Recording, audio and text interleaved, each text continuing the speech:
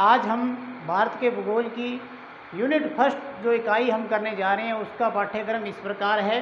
भारत का दक्षिणी पूर्वी एशिया के साथ जो देश है उनके साथ संबंध स्थापित करना, कैसे विभिन्नताओं में एकता स्थापित करता है। सेकंड है भारत के प्रमुख घटक, किन स्वरूपों में भारत बंटा हुआ है। तीसरा है हमारा अपवाह प्रणाली, सिंधु गंगा यमुना नदियों का अपवाह तंत्र, इसके अंदर हम संपूर्ण व्याख्या करेंगे। हमारा आज का प्रश्न है भारत में विविधता में एकता।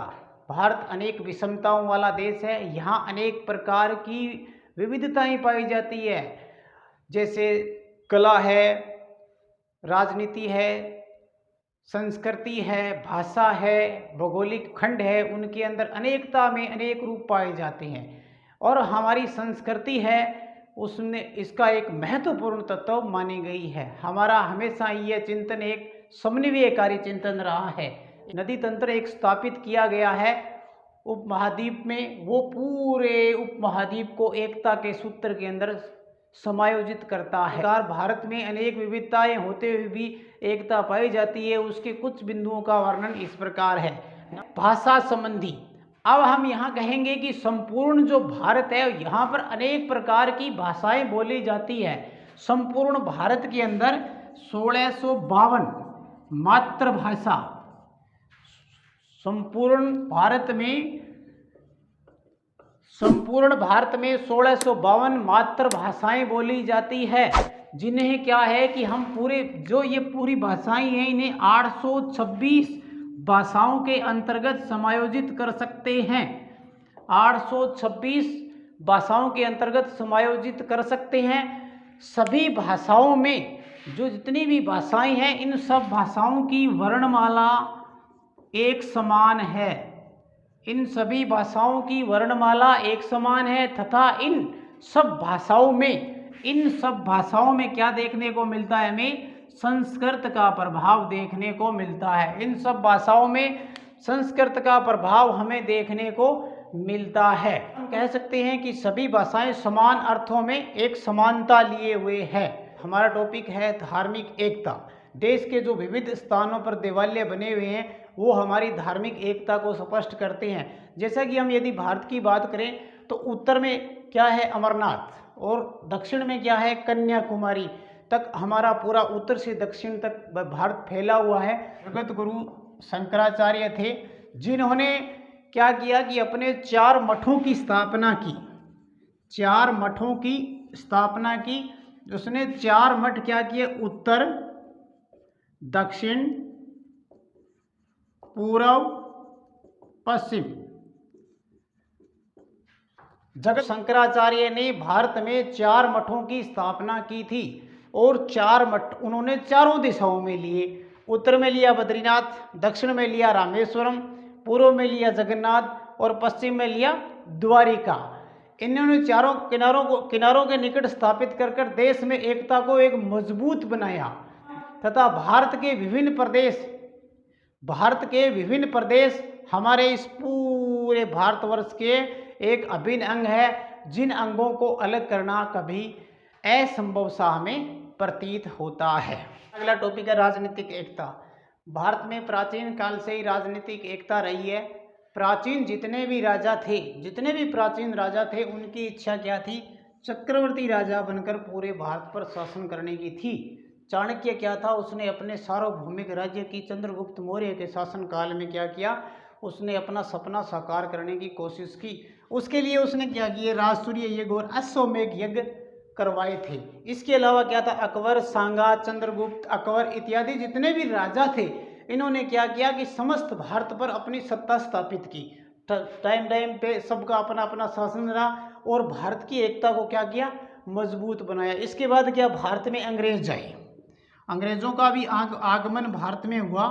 जब अंग्रेज आए भारत में, अंग्रेजों के शासनकाल में जितनी भी केंद्रीय सरकारें थी उन्होंने भी क्या किया कि राजनीतिक एकता प्रदान की। और वर्तमान में क्या है, आज़ादी के बाद भी आज भी केंद्र सरकार इस धारणा को स्पष्ट करती हुई आगे बढ़ रही है। जलवायु, भारत में विभिन्न स्थानों पर जलवायु में अनेक प्रकार की विभिन्नताएं देखने को मिलती है। पूरे देश की जलवायु क्या है, मानसूनी है। पूरे देश की जलवायु क्या है, मानसूनी है। भारत में ऋतु और मानसूनी पवनें हैं वो अलग अलग ऋतु के अनुसार एक साथ चलती है। मानसून ने देश के समस्त विस्तार में, जो मानसून है उसने देश के समस्त विस्तार में मानव और प्रकृति के मध्य क्या किया, एक रूपता स्थापित की है। मानव व प्रकृति के मध्य एक रूपता स्थापित की है, जिससे हम कह सकते हैं कि जो जलवायु है उसमें विविधता के अनेक प्रतीक मिलते हैं। अगला टॉपिक है प्रजातियों की विविधता में एकता। जैसा कि संपूर्ण भारत में विभिन्न समय पर अनेक प्रजातियां, अलग अलग समय पर अनेक प्रजातियां क्या हुई कि भारत में आई, और भारत में रहने वाली प्रजातियों के साथ वो पूर्णतया घुल मिल गई। जब ये प्रजातियां भारत की प्रजातियों से घुल मिल गई तो क्या है कि यहाँ की जो प्रजातियां हैं और ये आने वाली प्रजातियां हैं, दोनों विशुद्ध नहीं रह सकी, क्योंकि एक दूसरे के साथ इनके पारिवारिक, सामाजिक, धार्मिक सब प्रकार के परिवेश एक दूसरे के अंदर खुलते मिलते गए। जब ये प्रजातियां एक दूसरे को, हम यह नहीं कह सकते कि ये विशुद्ध रही होगी।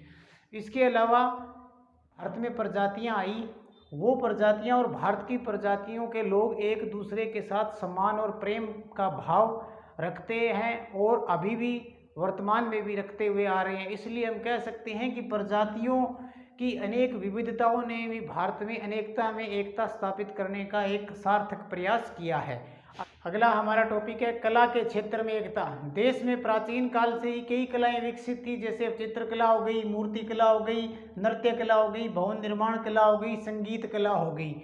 ये सारी कलाएं अलग अलग क्षेत्रों में अलग अलग प्रकार की पाई जाती है, लेकिन अलग अलग होते हुए भी इनमें समानता के तत्व पाए जाते हैं। देश के विभिन्न भागों में अलग अलग कलाएं प्रचलित हैं, फिर भी इनके अंदर समानता के तत्व पाए जाते हैं, और इनका जो भाव है, इन सब का जो भावार्थ है, इन सब का भावार्थ जो है वो लगभग समान होता है। देश में स्थापत्य कला में भी हमें, जो देश में स्थापत्य कला थी पुराने टाइम की, उसमें भी कुछ समानताएं देखने को मिलती है। इस प्रकार हम कह सकते हैं कि ये कला का जो क्षेत्र था वो भी विविधताओं में विभिन्न प्रकार की एकता लिए हुए था। अगला टॉपिक है अखंड भौगोलिक इकाई होना। भारत हमेशा ही एक अखंड भौगोलिक इकाई रहा है। पाश्चात्य देशों से आने वाले आक्रमणकारियों ने हमेशा यहाँ क्या किया, विदेशी संस्कृति को अपनाया। विदेशी संस्कृति को पाश्चात्य जितने भी थे, पाश्चात्य देशों से आने वाले आक्रमणकारियों ने अपनी विदेशी संस्कृति को अपनाया, लेकिन धीरे धीरे वो भारतीय संस्कृति के अंदर पूर्णतया घुल मिल गए। किंतु देश के सभी भागों में संस्कृति क्या थी, हमारे यहाँ की जो संस्कृति थी वो देश के सभी भागों में एक सूत्र में पाई जाती थी। इसके अलावा कोई भी हिंदू, मुस्लिम, सिख, ईसाई, बंगाली, मद्रासी, कोई भी प्रकार का यहाँ पर धर्म हो, उनके लिए जो भारत की धरती है वो पावन व पवित्र मातृभूमि मानी गई है, और हम सब भारतवासियों को इस हमारी मातृभूमि पर गर्व है। नेक्स्ट टॉपिक है हमारा सामाजिक व सांस्कृतिक एकता। बहुत ही इम्पोर्टेंट टॉपिक। यहाँ पर सबसे पहले हम टैगोर के बारे में कहना चाहेंगे। टैगोर ने कहा कि यहाँ पर आर्य, अनार्य, द्रविड़ और चीनी लोग हैं। शक, हूण, मुगल, पठान व न जाने कितनी अन्य जातियों के लोग यहाँ हैं, और इस भारत देश की देह में मिलकर उसमें पूर्णतया विलीन हो गए। पूर्णतया उसमें क्या हो गया, शामिल हो गए, पूर्णतया उसमें विलीन हो गए। भारत की जो संस्कृति व सामाजिक परंपराएं हमेशा एकता की प्रतीक रही है। भारत प्राचीन काल से ही अनेक जातियों, यहाँ पर क्या अनेक जातियां भी आई, और सांस्कृतिक व सामाजिक परंपराएं इसकी मूलभूत, सामाजिक और सांस्कृतिक जो परंपराएं हैं वो इसकी मूलभूत एकता की प्रतीक है। भारत प्राचीन काल से जातियों व धर्मावलंबियों का संगम स्थल रहा है। सबको इन्होंने मिलाया है, तथा विभिन्न जातियों के आगमन से, जब विभिन्न जातियां भारत में आई तो उनके आगमन से संपर्क और भारतीय संस्कृति है वो और विकसित हो गई। लेकिन जितनी भी जातियां आई भारत के अंदर आई, वो अपनी क्या हुआ कि धर्म और अपने धर्म परंपरा और संस्कृति को लेकर जरूर यहाँ पर आई, लेकिन भारतीय जो संस्कृति थी उसमें वो कभी भी परिवर्तन नहीं कर पाई। भारत की जो संस्कृति की जो मूल आत्मा है उसमें कभी अंतर नहीं आया। प्राचीन ऋषियों और मुनियों ने भी भारतीय सांस्कृतिक जीवन को एक नई दिशा प्रदान की है, तथा प्राचीन काल से ही ऋषियों और मुनियों ने भारतीय सांस्कृतिक जीवन में विभिन्न धाराओं को एक एकता प्रदान की है। जिस प्रकार हिमालय से कन्याकुमारी तक संपूर्ण भारत की आंतरिक एकता झलकती है। अब हम कह सकते हैं कि प्राचीन काल से लेकर आज तक अनेक विभिन्नताएं होते हुए भी भारतीय संस्कृति, धार्मिक, भाषा, राजनीति, इसके अलावा अखंडता, सब में अनेक विविधताएं होते हुए भी आज भी अनेक विविधताओं के साथ आज भी इसमें एकता झलकती है।